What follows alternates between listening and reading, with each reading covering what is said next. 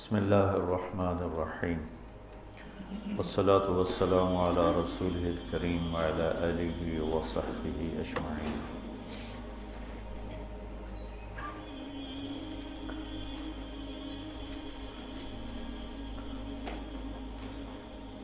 سارے علم کا جو خلاصہ ہے وہ اللہ کی پہچان ہے۔ فَاعْلَمْ أَنَّهُ لَا إِلَٰهَ إِلَّا اللَّهُ، یہاں واو کی بجائے فا ہے، جس سے غالباً یہ مطلب نکلتا ہے کہ سب سے پہلے یہ جانو کہ اللہ ایک ہے اور اس کے سوا کوئی معبود نہیں۔ تو اللہ کو جاننا، اللہ کی پہچان، یہ علم کی انتہا ہے۔ جو اپنے علم سے اللہ کو پا گیا، پہچان گیا، وہ کامیاب ہوا ہے۔ جس نے اللہ کو نہیں پہچانا، اس کے پاس جو بھی علم ہے، جس شکل میں بھی ہے، وہ مردود ہے۔ تو قرآن اللہ کا تعارف کراتا ہے بڑے خوبصورت انداز۔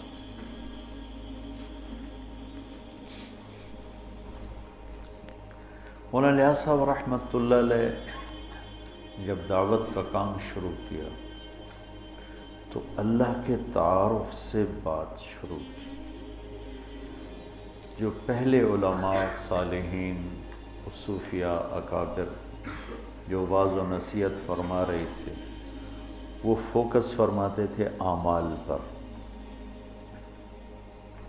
مولانا الیاس صاحب رحمۃ اللہ علیہ نے ایک قدم پیچھے سے بات چلائی کہ جس کے لیے عمل کیا جا رہا ہے وہ اللہ ہے، اور اللہ کا تاثر دلوں پر کمزور پڑ چکا ہے۔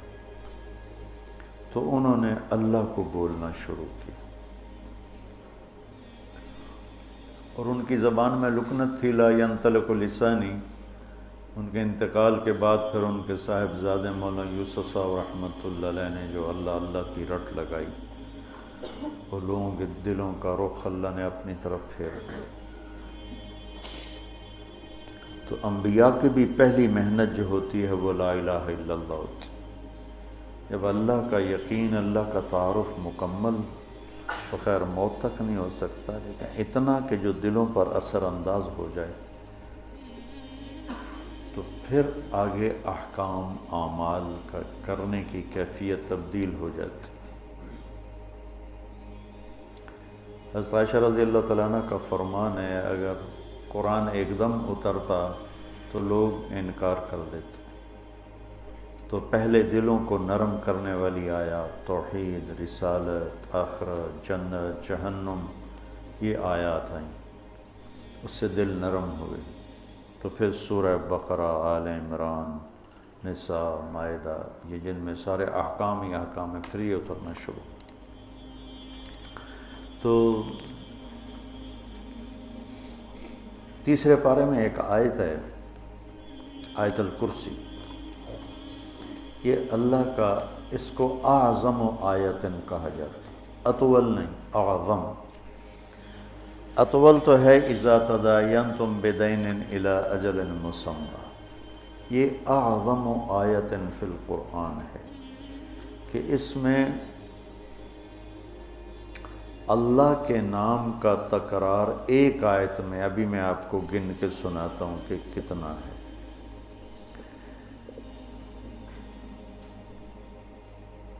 اس کو ایک روایت میں آتا ہے کہ سارے آسمانی کلاموں کا سردار ہے قرآن۔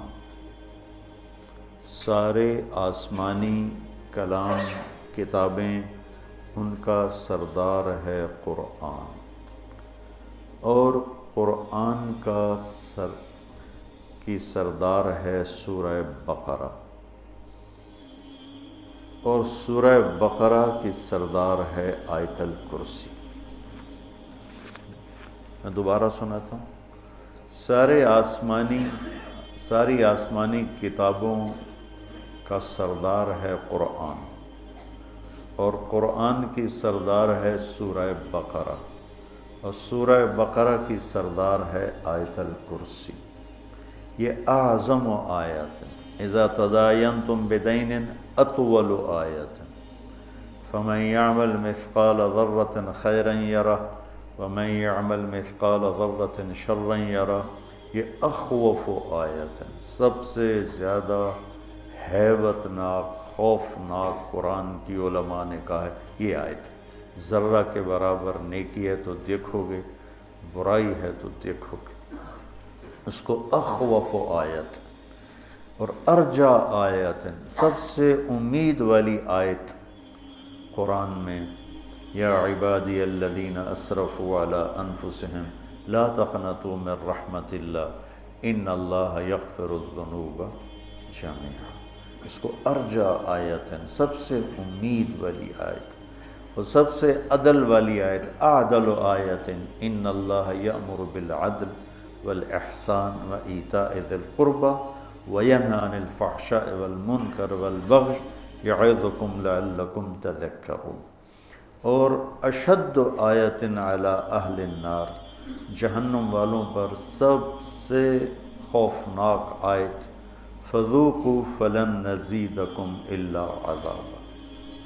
فذوقوا فلن نزیدکم الا عذابا، کہ تمہارا عذاب ہمیشہ بڑھتا رہے گا. اور جنت والوں کے لیے سب سے زیادہ خوشخبری والی آیت لہم ما یشاءون فیہا ولدینا مزید. ادھر لن نزیدکم، ادھر مزید، دونوں جگہ ایک ہی مصدر اور ایک ہی مادہ استعمال کیا گیا ہے کہ فلن نزیدکم الا عذابا اور لہم ما یشاءون فیہا. ما یشاءون کی کوئی انتہا نہیں ہے، تو پھر اللہ کہہ رہا ہے کہیں نہ کہیں تمہاری خواہشات تھک جائیں گی، انتہا ہو جائے گی. ولدینا مزید، ہم مزید تمہارے لیے دروازے کھولیں گے. تو آیت الکرسی کو قرآن کی سب سے عظیم آیت کہا جاتا ہے. یہ صرف اللہ کا تعارف ہے. اللہ کتنی دفعہ آ رہا ہے گنتے ہیں؟ اللہ لا الہ الا ہو، 2. الحی، 3. القیوم، 4. الحی اور القیوم میں جو ضمیر ہے وہ 6. لا تاخذہ، ہو ضمیر 7. سنۃ ولا نوم. لہو ما فی السماوات وما فی الارض، لہو کی ضمیر 8. من ذا الذی یشفع عندہ 9. الا باذنہ، ہی ضمیر 10. یعلم کے اندر ضمیر 11. من علمہ 12. الا بما شاء 13. کرسیہ ہو 14. ولا یعودہ 15. حفظ کے اندر ضمیر 16. وہو 17. العلی 18. العظیم 19. ایک چھوٹی سی آیت میں 19 دفعہ، اور اگر العلی العظیم کی 2 ضمیریں نکالیں تو 21. ایک اتنی ساری آیت میں 21 دفعہ اللہ اپنی ذات کو بیان فرما رہا ہے. ہم اللہ کو جانتے ہیں عقلاً، ابھی اللہ کی محبت دل کے تاروں پہ نغمہ بن کے نہیں چھڑی. صرف ہم فقہی، اصطلاحی اور قانونی طور پر اپنے اللہ کو پہچانتے ہیں، اور یہ بھی ایمان کا درجہ ہے، کوئی شک نہیں. لیکن جو ایمان کا درجہ مطلوب ہے، اذا ذکر اللہ وجلت قلوبہم، کہ اللہ کا نام آئے تو دل کی دنیا ہی بدل جائے. چمی گویم مسلمانم بلرزم کہ دانم مشکلات لا الارا. اللہ تعالیٰ اقبال کی قبر روشن کرے. یقین مثل خلیلاتش نشینی، یقین اللہ مستی خود گزینی. سنے تہذیب حاضر کے گرفتار، غلامی سے ہے بدتر بے یقینی. اچھا، اس کو ایک اور طرح ہم دیکھتے ہیں جو کہ قرآن کا حسن ہے، اور قرآن کی کہ جو میں کہتا رہتا ہوں، میں تو نہ وہاں تک پہنچ سکا، تمہیں پہنچا ہوا دیکھنا چاہتا ہوں، اپنے خوابوں کی تعبیر تمہارے اندر ڈھونڈتا ہوں کہ تم قرآن کی خوبصورتی کو نکالو، لوگوں کے سامنے لاؤ کہ کیسا حسین کلام ہے، کیسا خوبصورت کلام ہے۔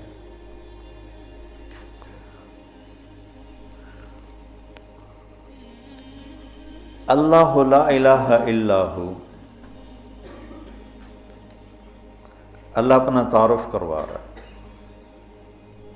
الحی القیوم، ہمیشہ زندہ، ہمیشہ قائم۔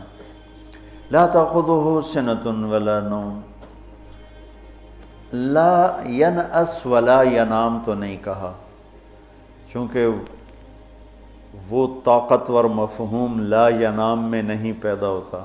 لا ینام میں نفی نہیں ہے کہ نیند سے پاک ہے، لا ینام میں یہ احتمال ہے، نیند آتی ہے کنٹرول کر لیتا ہے، اونگ آتی ہے کنٹرول کر لیتا ہے۔ لا تأخذہ کے اندر نفی ہے کہ وہ نیند سے پاک ہے اور وہ اونگ سے پاک ہے، اور کوئی اس کے سامنے دم نہیں مار سکتا اس کی اجازت کے بغیر، اور وہ آگے بھی جانتا ہے پیچھے بھی جانتا ہے، جتنا وہ چاہتا ہے اتنا اپنے علم میں سے دیتا ہے۔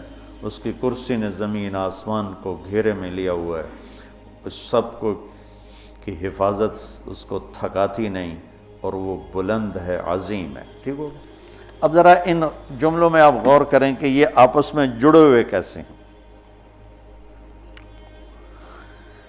الحیش القیوم، یہ آخری جملہ العلیج العظیم، یہ دونوں آپس میں جڑے ہوئے ہیں۔ الحی القیوم، العلیج العظیم، غور کرنا۔ لا تأخذہ سنۃ ولا نوم، لا یعودہ حفظہما، یہ آپس میں جڑے ہوئے ہیں، ایک مفہوم دے رہے ہیں۔ ٹھیک ہے، لا تأخذہ سنۃ ولا نوم، اور ادھر لا یعودہ حفظہما۔ کچھ سمجھ میں ابھی آ رہا ہے کہ نہیں؟ جوڑ سمجھ میں آ رہا ہے؟ لہو ما فی السماوات وما فی الارض، یہ جڑا ہوا ہے وسع کرسیہ السماوات والارض، کہ دونوں ایک مفہوم دے رہے ہیں۔ زمین اس کی، آسمان اس کا، اس کے تخت نے زمین آسمان کو گھیرے میں لیا ہوا ہے۔ تو یہ اوپر والا جملہ اور یہ جملہ آپس میں جڑے ہو کہ نہیں جڑے ہیں؟ اچھا، من ذا الذی یشفع عندہ الا بإذنہ ولا یحیطون بشیء من علمہ الا بما شاء، یہ دونوں آپس میں جڑے ہوئے ہیں۔ ٹھیک ہے، اچھا یہ ایسا جوڑ کیسے بٹھا دیا اللہ تعالیٰ نے؟ تو بیچ والا جملہ ہے یعلم ما بین ایدیہم وما خلفہم، وہ آگے بھی جانتا ہے پیچھے بھی جانتا ہے، جوڑ بٹھا دیا اس نے، اوپر کا نیچے کے ساتھ، نیچے کا اوپر کے ساتھ۔ کوئی میری بھی بلاغت سمجھ میں آئی؟ شیخ صاحب کی بلاغت تو قانونی ہوتی ہے نا، تو ہماری تو رب رمیۃ من غیر رامن ہوتے ہیں، رب رمیۃ من غیر رامن، کہ کیا خوبصورت اللہ نے اس کو جوڑ بٹھایا۔ الحی القیوم العلی العظیم، لا تأخذہ سنۃ ولا نوم ولا یعودہ حفظہما، سبحان اللہ، کیا زبردست ہے۔ لہو ما فی السماوات وما فی الارض وسع کرسیہ السماوات والارض، من ذا الذی یشفع عندہ الا بإذنہ ولا یحیطون بشیء من علمہ الا بما شاء۔ تو یہ بیچ میں ہے یعلم ما بین ایدیہم وما خلفہم، تو یہ خوبصورت، یہ سارا قرآن ہی ایسے ہے۔ تو اللہ سے تم مانگو، اللہ تمہیں وہ ذوق سلیم دے کہ تم قرآن کے حسن کی نقاب کشائی کر سکو۔ ابھی تک صرف ترجموں میں اٹکے ہوئے ہیں ہمارے علماء، بہت کم ہیں جو اس معیار تک پہنچتے ہیں جہاں جا کر انسان کی عقل حیرت میں ڈوب جاتی ہے، گم ہو جاتی ہے کہ اللہ اکبر،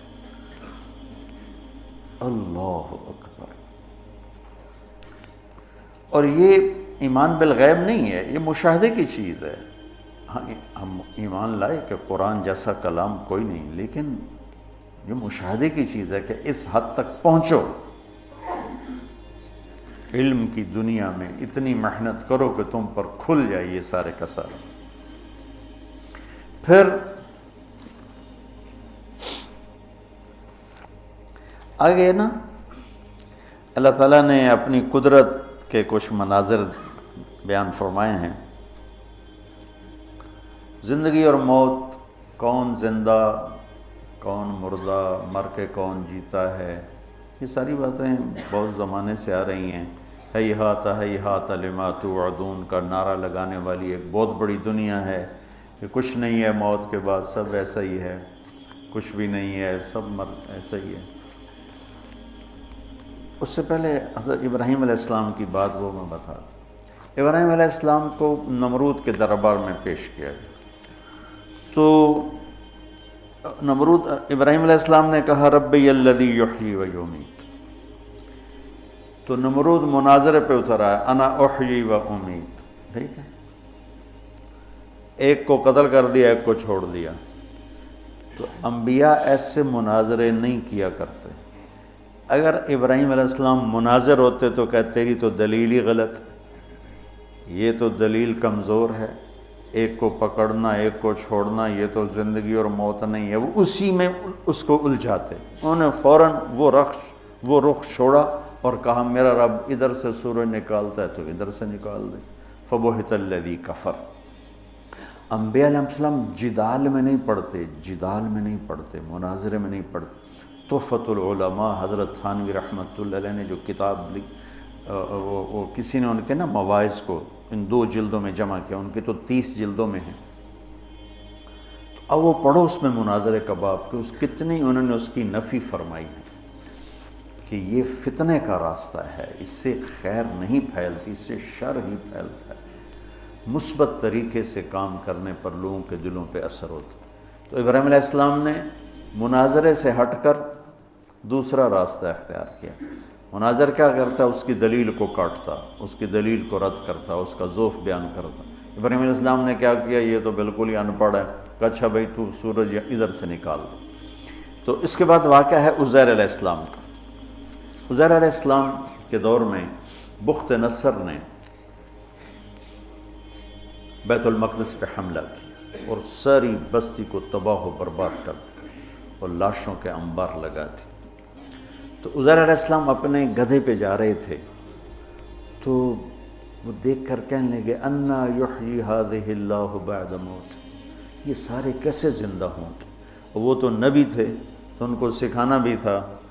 تو چلتے چلتے تھکاوٹ محسوس ہوئی، بھوک لگی، تو گدھے پہ سوار تھے، ایک کھنڈر سا تھا، وہاں درخت کے نیچے گدھے کو باندھا اور ٹوٹے ہوئے کھنڈر کی دیوار پر یوں ٹیک لگائی، روٹی نکالی اور اس کو توڑ کے پیالے میں ڈالا، انگور ساتھ تھے ان کو رومال میں ڈال کے ان کو نچوڑا، تو روٹی کے اوپر انگوروں کے رس کو نچوڑا، تو وہ اس میں تر ہو گئی۔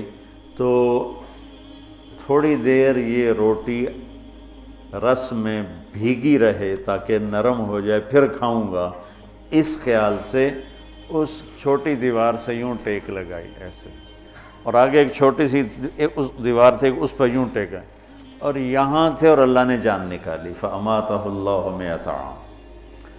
اب انگور کے رس کے رچ جانے کے انتظار میں یوں کیا اور جان گئی۔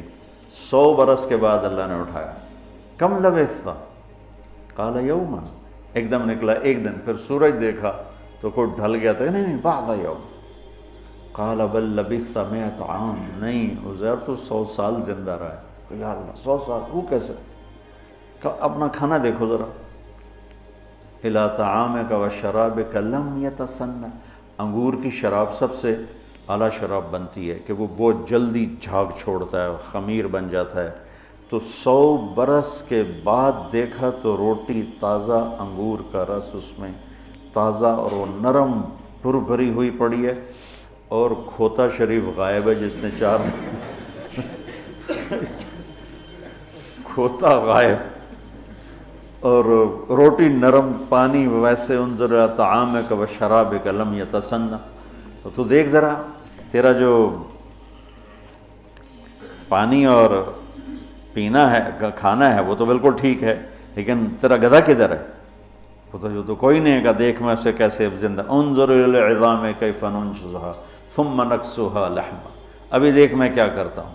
تو اللہ تعالیٰ کا جو امر آیا تو زمین پہ جو اس کو جو مٹی بن چکی تھی ہڈیاں، وہی ہڈیاں بن کے زندہ ہو گئیں اور ڈھانچہ بن گئیں، اس کے اوپر گوشت چڑھا، اس کے اوپر یہ سارا پروسیس عزیر علیہ السلام نے آنکھوں سے دیکھا.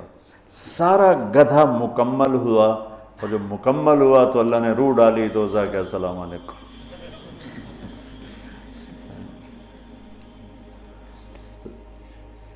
پھر تیسرا واقعہ اللہ تعالیٰ نے ابراہیم علیہ السلام کا سنایا کہ یا اللہ تو مردے زندہ کیسے کرے گا؟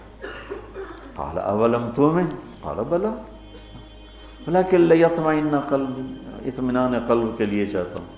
کہ فخذ اربعة من الطیر وصرهن الیک ثم اجعل على كل جبل منهن جزءا ثم ادعهن سیاتینک سعیا.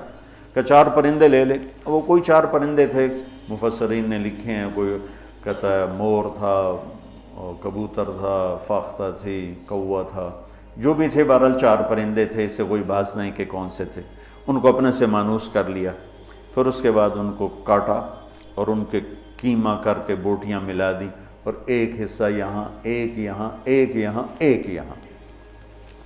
تو اللہ تعالیٰ نے کہا یاتینک سعیا، یہ نہیں کہا یاتینک طیرا، اڑتے ہوئے تیرے پاس آئیں گے، نہیں، سعیا، چلتے ہوئے آئیں گے ایسے، تاکہ تو اچھی طرح تسلی کر کے دیکھ لے کہ جو تیرا رب کر رہا ہے کیسا کر رہا ہے. تو وہ بھاگتے ہوئے آئیں گے، اڑتے ہوئے نہیں آئیں گے. پرندہ تو اڑتا ہے، اللہ نے کہا نہیں اڑاؤں گا، نہیں چلاؤں گا.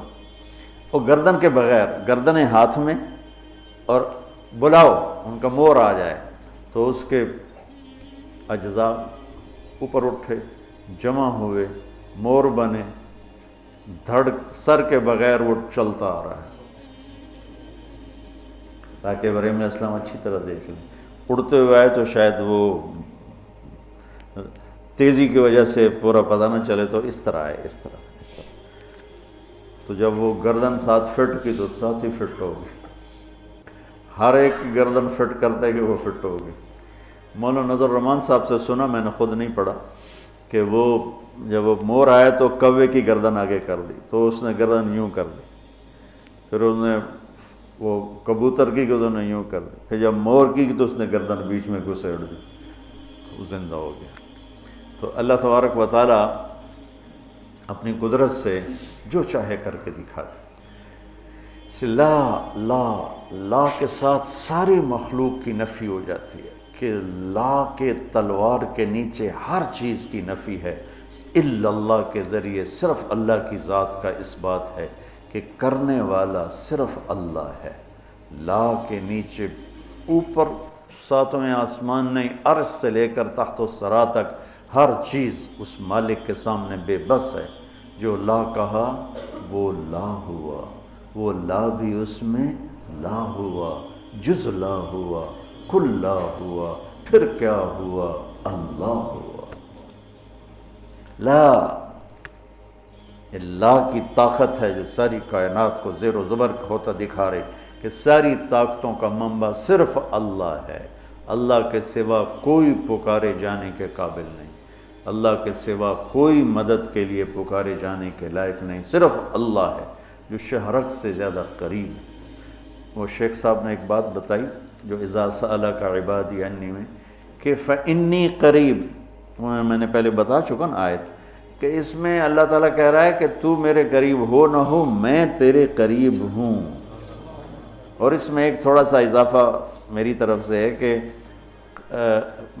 مقترب اور قریب، قریب تو صفت مشبہ ہے، میں نے ٹھیک کہا ہے؟ وہ کو بولو تو صحیح، ٹھیک ہے؟ ہاں، تو اس میں دوام کا معنی ہے کہ میں ہر وقت تیرے قریب ہوں، ہر وقت تیرے قریب ہوں۔ مقترب نہیں ہوں کہ کبھی قریب اور کبھی دور، نہیں، قریب، جیسے رحیم، جیسے غفور، ہر وقت رحم کرنے والا، ہر وقت مہربانی کرنے والا، ہر وقت بخشش کرنے والا۔ تو فإنی قریب، ہر وقت میں تیرے قریب ہوں، شارک سے زیادہ قریب ہوں، تو لہٰذا مجھے پکار۔ سو گیا ہے، تھک گیا ہے کہ بھئی اب اس کو تھوڑا سا آرام کرنے دیں، کسی اور سے بات کر لیں۔ ادعونی استجب لکم، تم مجھے پکارو میں لبیک کہوں گا۔ اور دعوت الداعی میں دعوت المومن نہیں کہا، دعوت المسلم نہیں کہا، دعوت الداعی، کوئی بھی ہو، مسلم ہو، مشرک ہو۔ اور الف لام کے ساتھ، مثلا تم ہمارے پاس پڑھتے ہو، مجھے تمہارے نام ہی نہیں آتے، ایک آدھ کا شاید مجھے نام کا پتہ ہو، باقی کسی کے نام شکلوں کا بھی نہیں پتہ رہتا۔ اب ماشاءاللہ زیادہ ہو گئے ہیں تو نہ شکل یاد ہے اور نہ نام یاد ہے، دو چار کے نام یاد آتے ہوں گے، شکل یاد ہوتے ہوگی۔ اور اللہ تعالیٰ الف لام کے ساتھ بتا رہا ہے کہ مجھے پکارنے والا زندگی میں ایک دفعہ بھی پکارا تو میں اسے جانتا ہوں کون ہے۔ الداعی، دعوت داعٍ نہیں نا، نکرہ سے تو غیر معروف ہو جاتا ہے اور الف لام سے معروف ہو جاتا ہے۔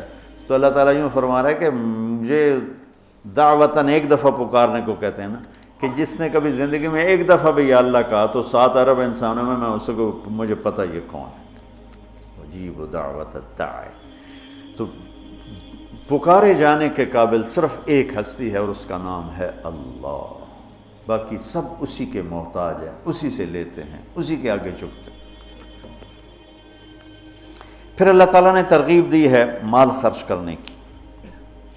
مثل الذین ينفقون اموالهم فی سبیل اللہ کمثل حبۃ انبتت 7 سنابل فی کل سنبلۃ 100 حبۃ واللہ یضاعف لمن یشاء واللہ واسع علیم۔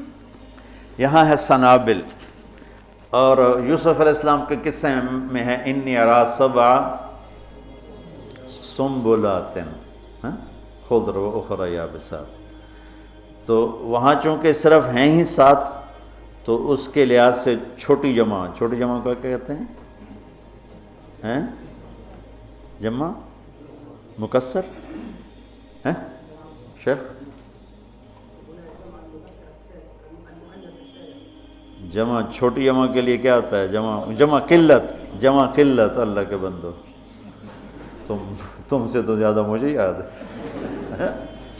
جمع قلت، یہ سنبلات جمع قلت ہے، اور ادھر کوئی حد کوئی نہیں، تو سنابل جمع منتہی الجموع ہے، جمع کثرت ہے، جو آخر تک کوئی حد ہی نہیں۔ تو میرا اللہ قرآن میں 82 دفعہ خرچ کرنے کی ترغیب آئی ہے، 82 دفعہ۔ اللہ تعالیٰ کو بخیل سے نفرت ہے، چاہے راتوں کا تہجد گزار ہو، دن کا روزے دار، اور سخی سے محبت ہے، چاہے ساری رات وہ غفلت میں گزار دے۔ اللہ تعالیٰ کو سخی سے محبت۔ بخیل سے اللہ دوستی لگاتا نہیں، اور سخی سے اللہ دوستی توڑتا نہیں۔ اور سخاوت کا تعلق پیسے سے نہیں، دل سے ہے، دل کی کیفیت ہوتی ہے۔ ہمارا ایک نوکر تھا چاچا گامو، وہ ہمارے ڈیرے کا نوکر تھا، اور اس کی جو بیوی تھی وہ ہمارے گھر میں نوکرانی تھی، تو وہ کچن کا کام وہ کرتی تھی اور باہر ڈیرے کا کام وہ کرتا تھا۔ تو جو اس کا نام تھا ماسی میراں، وہ انتہائی بخیل اور وہ بالکل فقیر اور انتہائی سخی۔ اور اس کی سخاوت یہ تھی، وہ چائے بہت پیتا تھا، دودھ ہمارے گھر سے لیتا تھا، باقی پتی چینی وغیرہ وہ اپنے ہی لاتا۔ تو میں نے اس کو کبھی کبھی دیکھا اکیلے چائے پیتے ہوئے، ورنہ وہ چائے ایک پیالے کی بجائے 6-7 پیالے بناتا۔ ادھر موچی رہتے تھے، ادھر ترخان رہتے، یا میاں چائے پی ہوئی ہے، تو ان سب کو بٹھا کے چائے پلاتا تھا۔ تو اس کی بیوی انتہائی بخیل کہتی کھا گیا روڑ گیا، ساری چاہ روڑ گیا، ساری چاہ روڑ گیا۔ کوئی پترا کان بچا، وہ کہتا میرے پیو کوئی بچایا ہی میرے کان، میں بھی تو پال پہ اس سے۔ سخاوت پیسے سے نہیں ہوتی، سخاوت دل سے ہوتی ہے۔ وہ غریب کے اندر بھی سخاوت ہو سکتی، مالدار کے اندر، اور غریب بھی بخیل ہو سکتا ہے، مالدار بھی بخیل ہو سکتا ہے۔ اور اللہ کو سخی پسند ہے اور بخیل سے نفرت۔ شیطان ایک دفعہ کسی کو ملا تو اس نے بنی اسرائیل کے کسی عابد کو ملا، اس سے انہوں نے پوچھا تجھے کون لوگ پسند ہیں؟ کہا ایک جو شراب پیتا ہو مجھے بڑا اچھا لگتا ہے، ایک بہت زیادہ غصے والا ہو مجھے بڑا اچھا لگتا ہے، اور ایک بخیل ہو کنجوس تو مجھے بڑا اچھا لگتا ہے۔ اور کہنے لگا اگلی بتاؤں، اگر کوئی بدبخت تینوں ایک ہی جگہ جمع ہو جائیں، بخیل بھی ہو، غصے والا بھی ہو، نشے والا بھی ہو، پھر وہ پیر ہوتا ہے، میں مرید ہوتا ہوں۔ جی پیر صاحب، ایسے دنیا بھری پڑی ہے اس سے۔ تو میرا اللہ ترغیب دیتا ہے مال لگاؤ۔ آپ نے فرمایا اللہ الاجود وانا اجود ولد آدم، سب سے بڑے سخی تو اللہ ہیں، اور اللہ کے بعد سب سے بڑا سخی اللہ نے مجھے بنایا۔ اہل البیت کی سخاوت کو کوئی نہیں پہنچ سکتا۔ ایک دفعہ مدینہ میں دو نوجوانوں میں بحث چھڑی، بنو امیہ سخی ہیں یا اہل بیت سخی؟ تو جو بنو امیہ کا طرفدار تھا اس نے کہا بنو امیہ زیادہ سخی، جو اہل بیت کا طرفدار تھا اس نے کہا اہل بیت زیادہ سخی۔ کہا چلو امتحان لیتے ہیں۔ تو جو بنو امیہ کا تھا وہ گیا بنو امیہ کے مالداروں کے پاس کہ میں مصیبت میں پھنس گیا ہوں تو مجھے کچھ مدد چاہیے۔ تو ایک نے 10,000 دیے، پھر دوسرے کے پاس گیا اس نے 10,000 دیے، تیسرے کے پاس، چوتھا 5 6 7 8 9 10 آدمیوں سے 1 لاکھ لے کر آیا۔ یہ گیا عبداللہ بن جعفر کے پاس، ضرورت مندوں کو چاہیے، انہوں نے 1 لاکھ دے دیا۔ پھر گیا حضرت حسن کے پاس، کہا جی میں محتاج ضرورت مند، انہوں نے 1 لاکھ دیا۔ پھر گیا امام حسین کے پاس، انہوں نے 1 لاکھ دے دیا۔ جب وہ کٹھے ہوئے انہوں نے کہا کتنا لے آندہ کہ 1 لاکھ، کہ میں 3 لاکھ لے آندہ۔ انہوں نے کہا بھائی واقعی اہل بیت کی سخاوت کو کوئی نہیں پہنچ سکتا، چلو واپس کرتے ہیں۔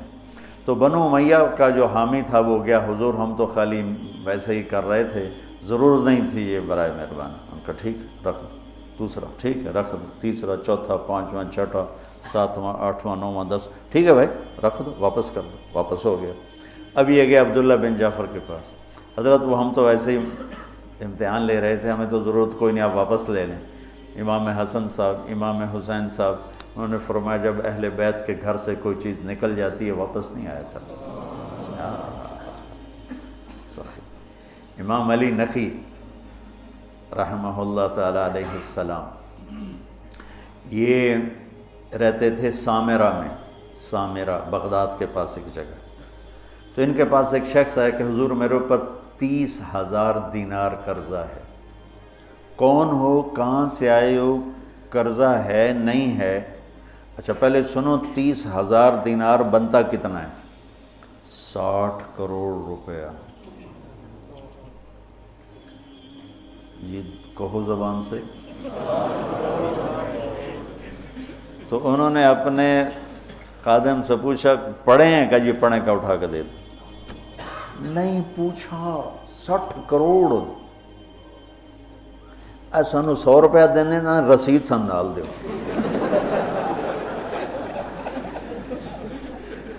100 روپیہ مدرسے چندہ دینے، رسید تے دے وے جی، اور ساڑی تے رسید 100 روپیہ دی تو اسی چندہ سن۔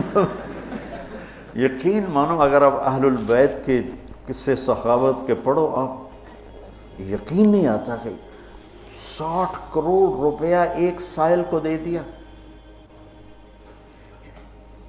ایک دفعہ سامرہ سے باہر کسی گاؤں میں گئے ہوئے تھے ملاقات کے لیے، تو ایک آدمی ان کو ڈھونڈتے ڈھونڈتے کوفے سے چلا وہاں پہنچ گیا۔ کہا حضرت 10,000 درہم کا مقروض ہوں اور کوفے سے چلا ہوں، یہاں تک پہنچا ہوں، کہیں سے کام نہیں بنا، آپ کے سوا میرا کوئی کام نہیں بنا سکتا۔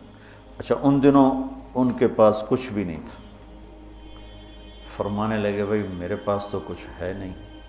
کہا نہیں جی میں نے تو آپ سے ہی لینا ہے، جہاں سے بھی کر کے دو مجھے کر کے دو۔ تو کہنے لگے اچھا ٹھیک، نوکر سے کاغذ قلم لاؤ۔ کاغذ قلم لائے، اس پہ تحریر لکھی کہ میں نے اس صاحب کے 10,000 درہم دینے ہیں اور اپنے سائن کے علی نقی۔ کہا یہ لے جا، میں 3 دن بعد واپس جاؤں گا شہر، تو جب مجلس گرم ہونا تھا آ جانا اور یہ پرچہ دکھا کے میری خوب بےزتی کرنا کہ تو پیسے لکھے ہوئے یار، تو مکر گیا اور دیتا نہیں ہے اور ٹال مٹول کرتا ہے، ٹکا کے میری بےزتی۔ انہوں نے یہ کام میں نہیں کرتا۔ کہا پھر پیسے نہیں ملیں گے، کرنا پڑے گا۔ انہوں نے کہا چلو ٹھیک ہے جی، آپ کہتے ہیں تو میں کر دوں گا۔ تو 3 دن بعد یہ تشریف لے گئے سامرہ۔ تو شام کے وقت لوگ جو شہر کے معزز تھے وہ، اور اس زمانہ تھا متوکل کا، تو متوکل کے درباریوں میں سے 2 وہاں آئے، تشریف لائے ہوئے تھے، بیٹھے ہوئے تھے۔ تو یہ بدو پہنچ گیا، اور اس نے وہ تو آپ نے امام صاحب نے خود ہی کہہ دیا تھا تم نے اوپر چڑھائی کرنی، انہیں آتے ہی چڑھائی کر دی۔ اور وہ کہ بھائی ٹھیک ہے یار میں تیرے دینے ہیں پر ابھی میرے پاس ہے نہیں، میں دے دوں گا۔ نہیں اب پہلے اتنی دیر کر دی ہے، ایسے جھوٹے وعدے کرتے ہیں آپ، اب کیسے کرتے ہیں آپ؟ وہ آگے منتیں کر رہے ہیں اور سارے مجمع کا رنگ فق ہو رہا ہے۔ تو کہا اچھا بھائی مجھے 3 دن کی مہلت دے دے، میں تیرا سارا قرضہ چکا دوں۔ کہا ٹھیک ہے، 3 دن کے بعد چوتھا نہیں ہونا چاہیے۔ کہا نہیں بالکل نہیں ہوگا۔ وہ جو متوکل کے درباری تھے نا، انہوں نے جا کے متوکل کو بتایا کہ امام صاحب کے ساتھ ہوا یہ قصہ۔ اچھا، انہوں نے فوراً خزانچی کو کہا کہ 30,000 درہم ابھی حضرت کے گھر پہنچا دو۔ وہ 30,000 درہم پہنچے اور اس کو بلوا لیا، ابھی لے جا۔ کہا جی میری تو 10,000 ضرورت ہے۔ نہیں ہمارے گھر سے جو چیز آتی ہے وہ آگے جانے کے لیے آتی ہے، لے جا۔ کہا حضرت میری ضرورت صرف 10,000 ہے، مجھے اوپر والے نہیں چاہیے۔ کہا تجھے چاہیے، پیسہ بھی ایسی چیز ہے کہ نہیں چاہیے، چل سارا لے جا۔ یہ سخاوت۔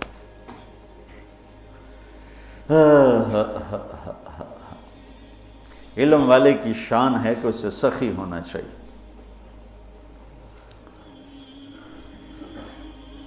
حضرت عمر رضی اللہ عنہ کی دعا سنو، اللہم انی شدید فلینی وبخیل فسخنی۔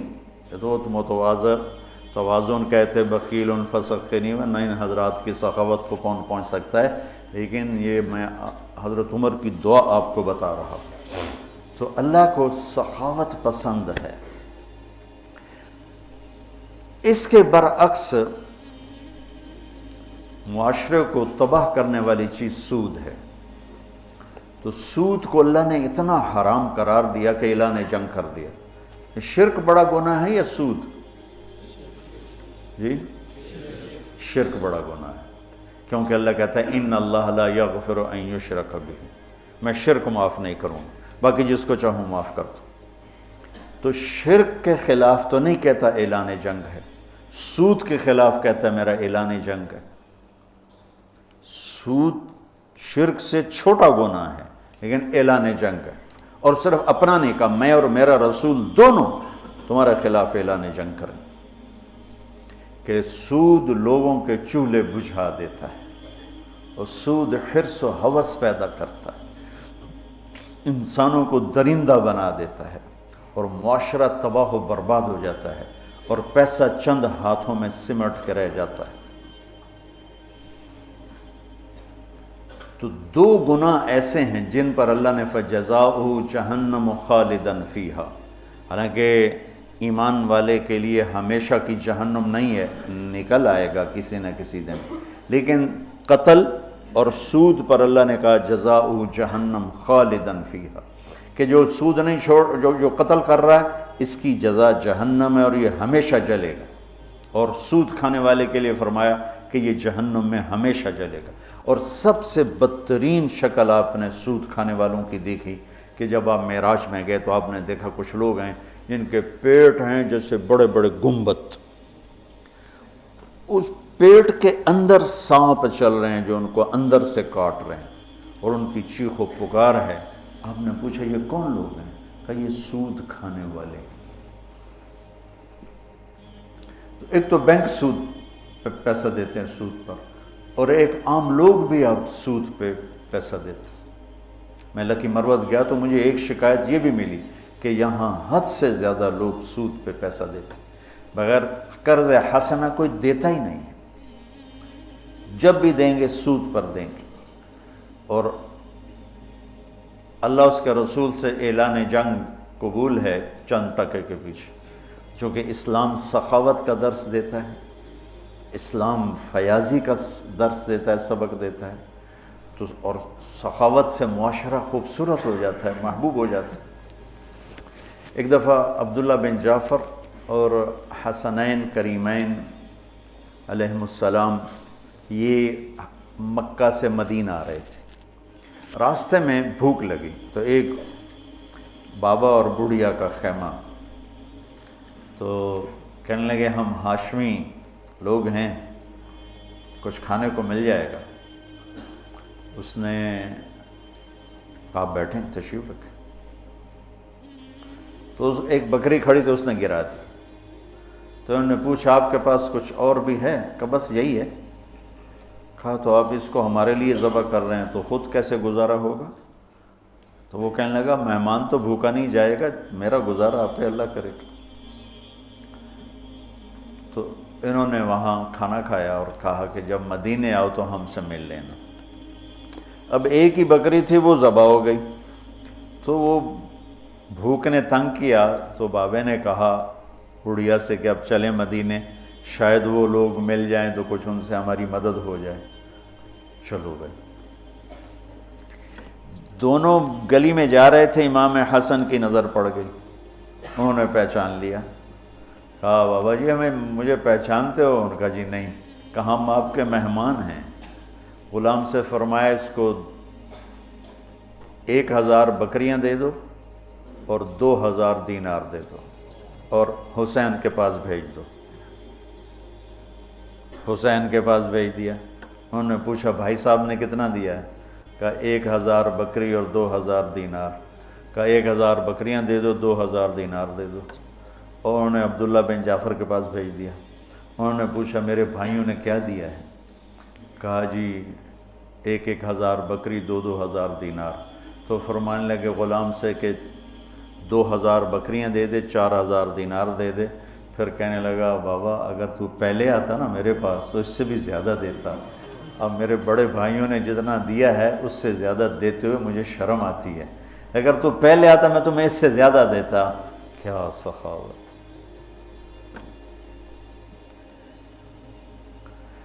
تو سود اس لیے اللہ نے حرام کیا کہ زندگی کی رونق کو چھین لیتا ہے اور انسان کو یہ درندہ بنا دیتا ہے، وحشی بنا دیتا ہے۔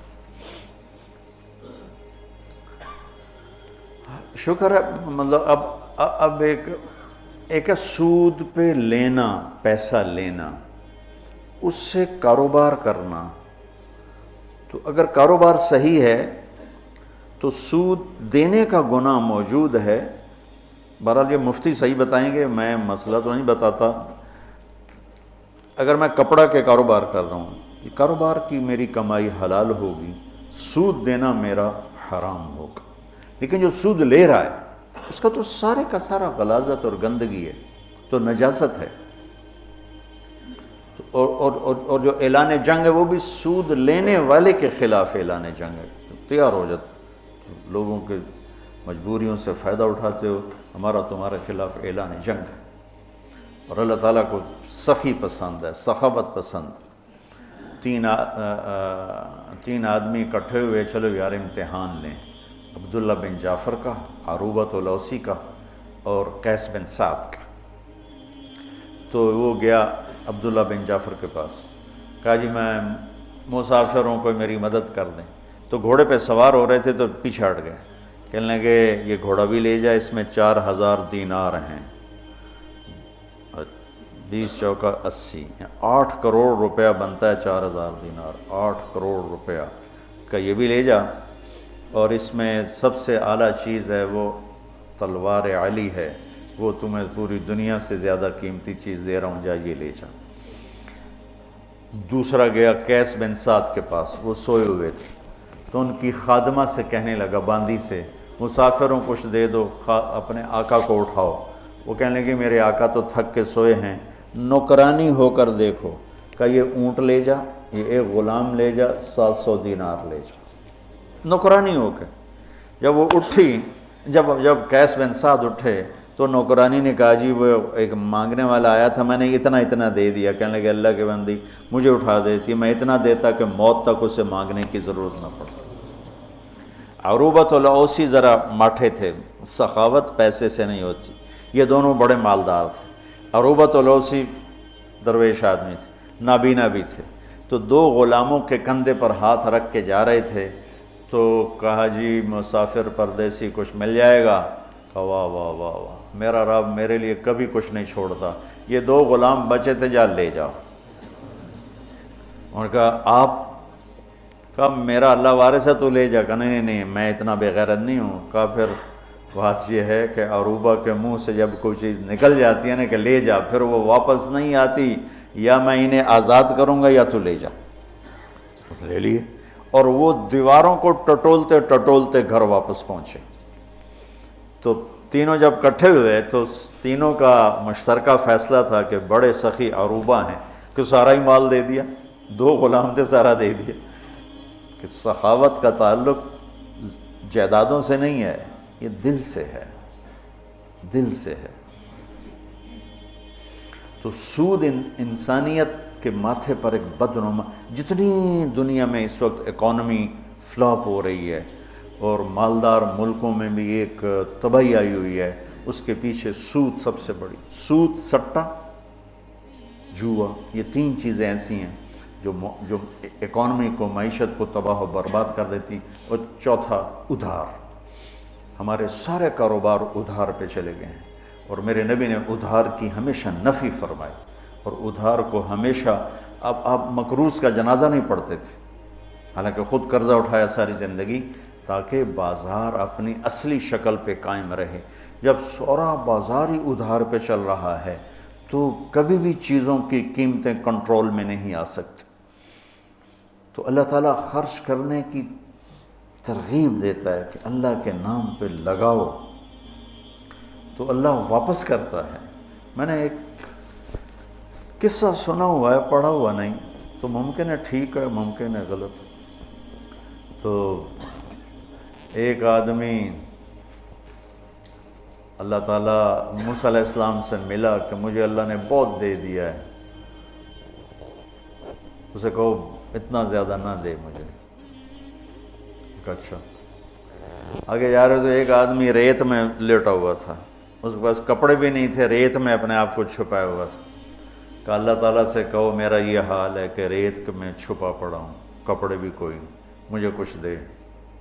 अच्छा, जब वो तूर पर पहुँचे तो अर्ज़ की, तो अल्लाह ताला ने कहा, वो मालदार से कहो मेरी नाशुक्री करे, घट जाएगा, और फ़कीर से कहो मेरा शुक्र अदा करे, बढ़ जाएगा।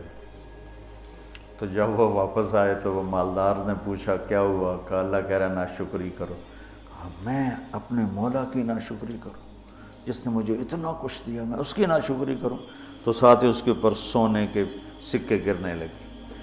फिर पहुँचे वो फ़कीर के पास, क्या हुआ? कि अल्लाह कहता है मेरा शुक्र अदा कर। कहता केड़ी गल दा शुक्र अदा कर? मैनू की दिता? हवा आई रेत उठा के ले गई, वो नंगा हो गया बिल्कुल। तो जिसको अल्लाह ने रिज़्क दिया है, सखावत उस रिज़्क का शुक्र है, सखावत उस रिज़्क का शुक्र है। अल्लाह ताला की बारगाह में, यानी अल्लाह ने जन्नतुल फिरदौस को अपने हाथों से बनाया, जन्नतुल फिरदौस को अपने हाथों से बनाया। उसका हुस्न कायनात, बाकी सारी जन्नत उसके सामने मांद है। और जन्नतुल फिरदौस वालों को दिन में सुबह शाम अल्लाह का दीदार होगा, बाकी जन्नतियों को जुमे जुमे और جنت الفردوس والوں کو صبح بھی شام بھی۔ جب اللہ نے جنت الفردوس کو مکمل کیا تو کہا انتقی بول، انہوں نے کہا قد افلح المؤمنون، ایمان والے کامیاب۔ اللہ کا وعزتی وجلالی لا یجاورنی فیک بخیل، مجھے میری عزت اور جلال کی قسم بخیل آدمی تیرے اندر نہیں آ سکتا، نہ مرد نہ عورت۔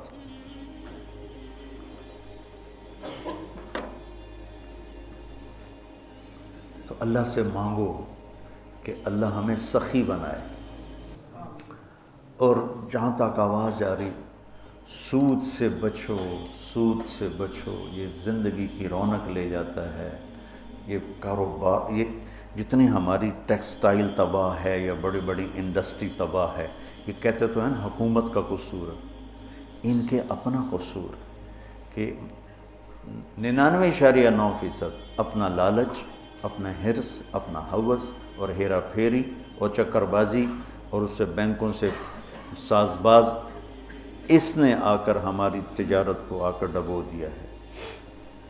سچائی ہو، دیانتداری ہو، صداقت ہو اور وعدہ وفائی ہو اور کھوٹ سے پاک کام ہو، اس سے زوال اللہ اپنے امتحان کے طور پر لے لے تو لے لے، ورنہ اللہ کا قانون ہے کہ سچائی کو زوال نہیں ہے، دیانتداری کو زوال نہیں ہے۔ اس کو کافر کرے گا یا مومن کرے گا، دونوں کے لیے بلندی اور اونچائی۔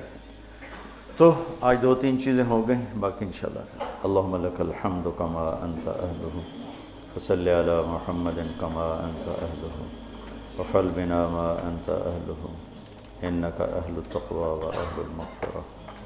ربنا هب لنا من ازواجنا وذریاتنا قرۃ اعین واجعلنا للمتقین اماما۔ ربنا لا تزغ قلوبنا بعد إذ هديتنا وهب لنا من لدنك رحمة إنك أنت الوهاب۔ اللهم اشفنا من كل داء وعافنا من كل بلاء وجنبنا من سيء الأسقام وارزقنا بغیر حساب من حيث لا نحتسب۔ یا اللہ تیری رحمت کی راتیں ہیں، عرش تیرا پہلے آسمان پر ہے، جتنے لوگوں نے ہاتھ اٹھائے ہیں اس وقت یا اللہ جو کیمرے کے ذریعے سے یا جو ہمارے سامنے بیٹھے ہیں، یا اللہ ہمارے اٹھے ہوئے ہاتھ اپنی رحمت سے بھر دے، یا اللہ ہماری جھولیوں کو بھر دے، یا اللہ ہم تیری دنیا کے بھی فقیر ہیں، تیری آخرت کے بھی فقیر ہیں میرے مولا۔ نہ ہم سے دنیا کی تنگی برداشت ہوتی ہے، نہ آخرت کی تنگی برداشت ہوتی میرے مولا۔ نہ ہم دنیا کی ذلت کو سہ سکتے ہیں، نہ آخرت کی ذلت کو سہ سکتے ہیں، نہ یہاں کے دکھوں کی برداشت ہے، نہ وہاں کے دکھوں کی برداشت ہے۔ اور میرے مولا ہم تیرے سامنے شرمندہ ہیں کہ تو نے بہت دیا اور ہم نے ناشکری کی، تو نے پردہ پوشی کی، ہم نے دلیری کی۔ یا اللہ اپنے محبوب کے آنسوؤں کے صدقے ہم پر اور پوری امت پر رحم فرما، اور جتنے لوگوں کے اٹھے ہاتھ ہیں اور جتنی ان کے سینے میں تڑپتی ہوئی فریادیں ہیں وہ ان سب کے حق میں قبول فرما۔ میرے دیس کی حفاظت فرما، اس کو اندرونی بیرونی دشمنوں سے بچا۔ یا اللہ کوئی کلمہ خیر زبان سے نکلوا جس سے تیرے بندوں کو فائدہ ہو، کلمہ شر زبان سے نکلنے سے محفوظ فرما۔ یا اللہ ایسی بات کرنے کی توفیق دے جس سے امت کے دل جڑیں، ایسی بات سے بچا جس سے امت کے دل پھٹیں اور ٹوٹیں۔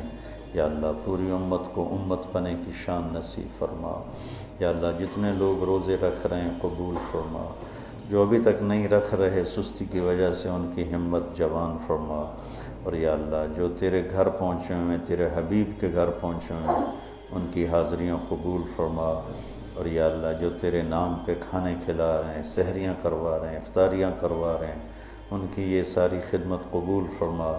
اور یا اللہ ان سارے بچوں کو آنے والے وقت کا بڑا عالم بنا، ہادی بنا، مہدی بنا، ہادی بنا، مہدی بنا، ہادی بنا، مہدی بنا، والدین کی ٹھنڈک بنا، پورے امت میں امن کا پیغام لے کے چلنے والا بنا، پوری امت کو جوڑنے والا بنا۔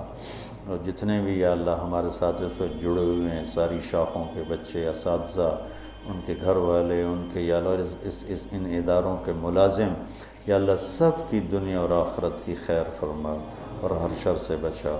وصلی اللہ تعالی نبی